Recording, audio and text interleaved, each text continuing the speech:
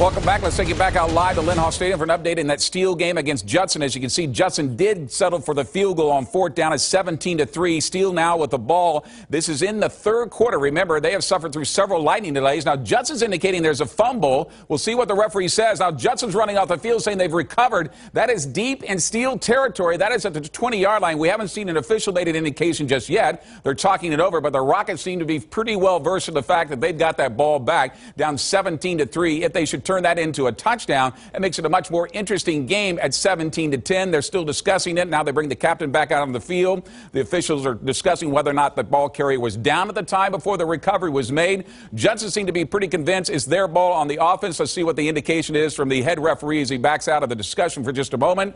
And right now they're going to tell us, well, they're going to go to the sidelines for the time being, discuss it over.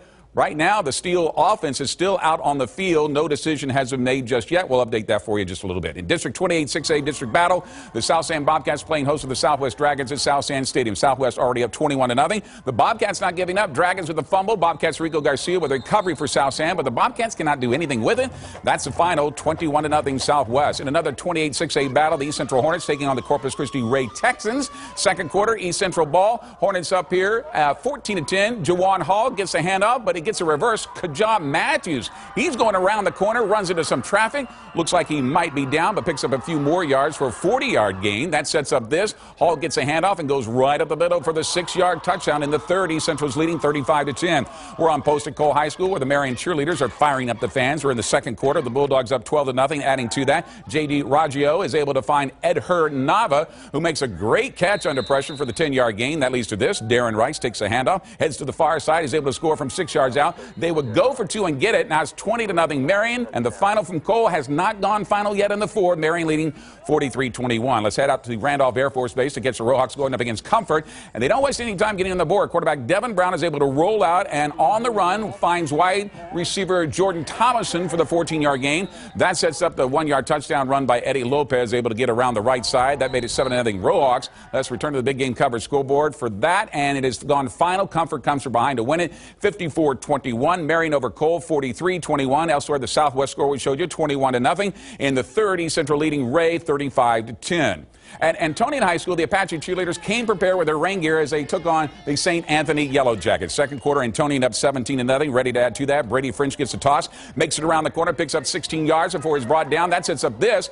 French gets the handoff this time, shoves the defender out of the way, and gets in for the 8-yard touchdown. The final from Antonian, they win it 40-6. Oh, at San Antonio Christian School tonight, the Lions are not going to let a little rain beat the band, taking on Central Catholic tonight. We're in the first quarter with the button strike. James Morton, the quarterback, is going to pick up 15 yards before he's finally brought down.